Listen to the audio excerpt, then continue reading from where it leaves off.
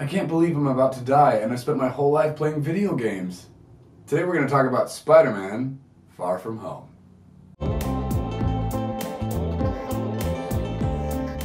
I really enjoyed this movie. I had quite an experience with it, but Tom Holland is a fun actor. I really enjoy watching him be Spider-Man. And I love the way that this Spider-Man story arc is told. The hopeful, triumphant, young, exciting, immature, new to life vibe is so refreshing and enjoyable. It doesn't feel like they're just doing Spider-Man again and again and again. This feels like a fresh version of what this character could be. I'm really enjoying that. One of the things I wanted to talk about in this movie that was a fascinating component was there was a line from MJ where she said, "Objective truth is on its way out." And I was like, oh, I hate that. MJ was suggesting that there was no such thing as objective truth and that each person only had their truth, which I think we've talked about before in the series. That's not true. So just the idea of that being pushed around, I immediately was just like, oh, I hate this. But I think it was actually supposed to be ironic, a bit sarcastic. And the way they played this movie out, and spoiler alert, the whole premise of this movie, as far as like the action and the villain, the conflict is concerned, was the bad guys and the carnage and the devastation that Spider-Man was supposed to fight, none of it was real. A really interesting idea they played with was truth, and the villain in this movie was totally fake. This movie was interesting because the big monsters in this and all the fighting that was happening to stop the bad guys was an illusion. All of it. Like Spider-Man did his little dance around the thing, but there was a hero and a villain, both of which didn't exist in the movie, which is so interesting. And so a bunch of people running around afraid and reacting to, and heroes gathering to try and fight a monster that didn't exist, all based off of technology. And so I remember thinking after the movie, maybe a couple days later, it was such an interesting ploy from the movie, from the creator's perspective of messing with the audience's grid for what was actually happening and what wasn't. And as a storyteller, if you take things away or you mess with the trust the audience has with you, you're messing with some pretty important components to being able to tell a good story. So I actually loved that they did that.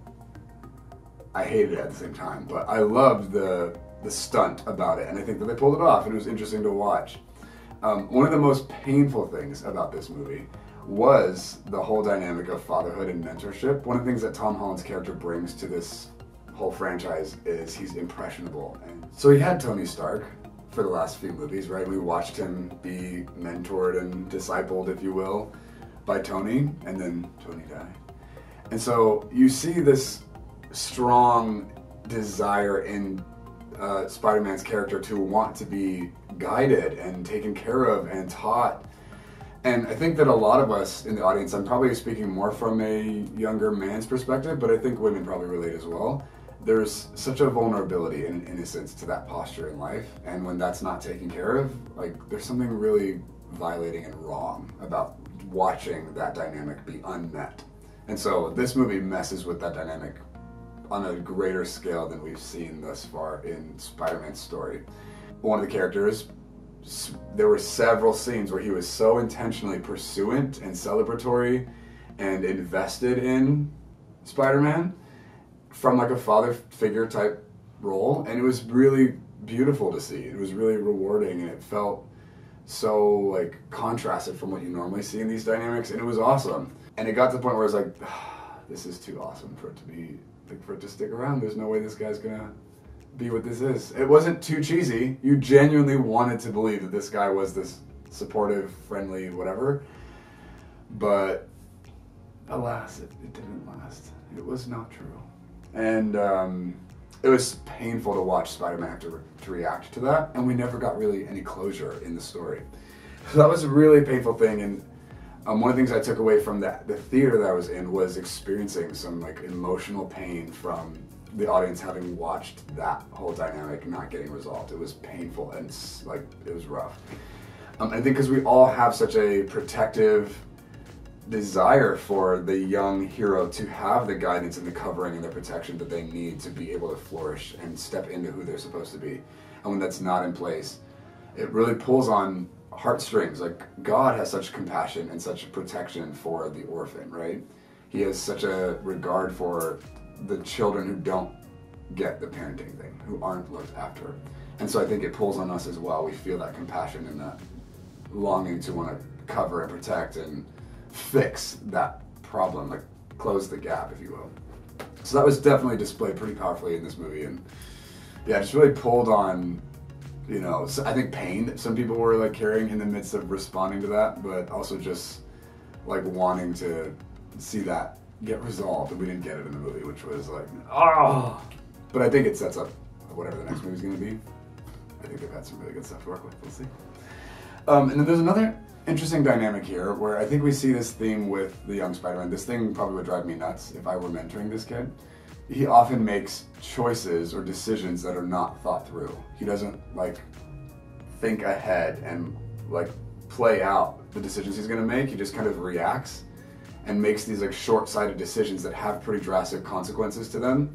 I think it's a playful, fun aspect of his character, but if in real life you were actually mentoring someone like this, you're like, are you kidding me? Why would you do that? So I can totally relate to the adults in this movie responding to him and the choices that he'd made. But there's this moment where he has this pretty big decision to make, and he chooses to give power, if you will, to somebody else, someone who shouldn't have had it.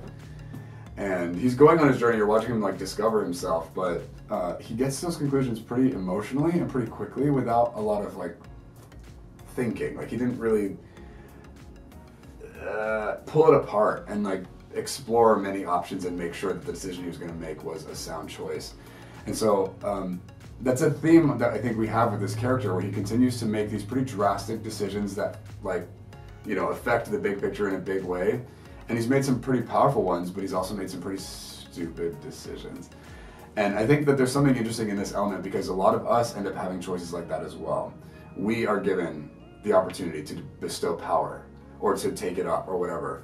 And some of us make choices from a short-sighted, immature standpoint where we're simply reacting or trying to avoid the responsibility that comes from being able to steward stuff like that.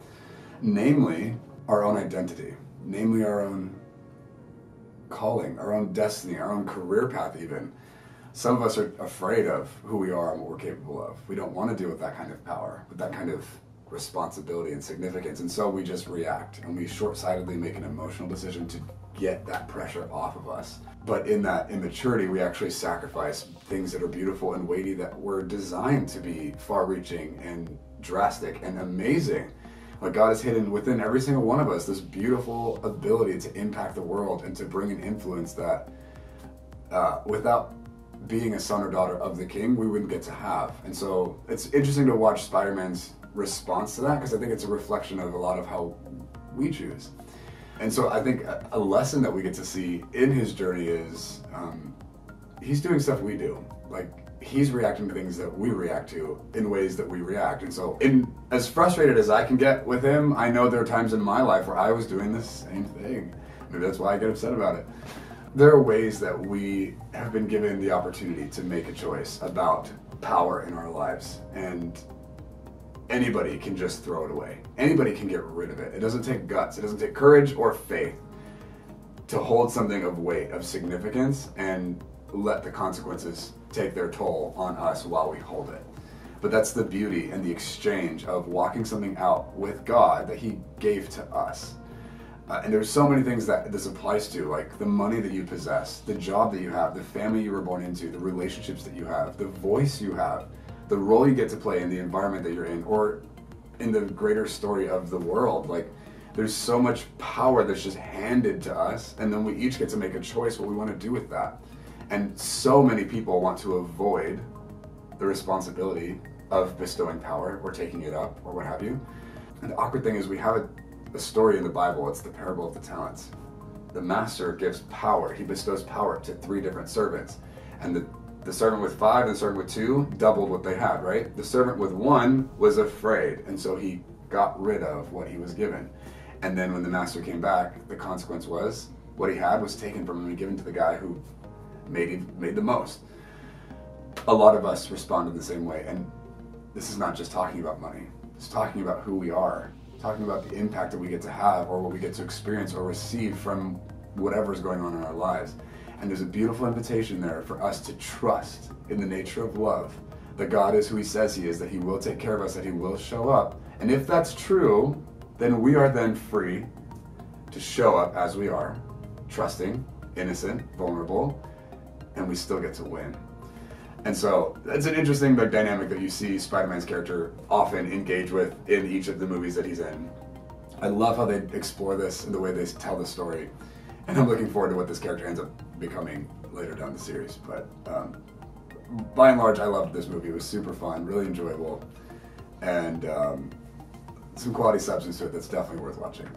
And remember, guys, when you're watching a movie, you're never alone. Like, comment, subscribe, hit that bell button to get notifications of the new videos we put out. And also, this is kind of a special, exclusive little thing going on here. When I watched this movie in the movie theater, I had quite the experience of the theater itself with the audience I watched it with. And so I actually had to go off and process. I shot a video that night of my experience of the spiritual atmosphere of the theater in response to this movie. If you would like to check out that video, you can see it right here.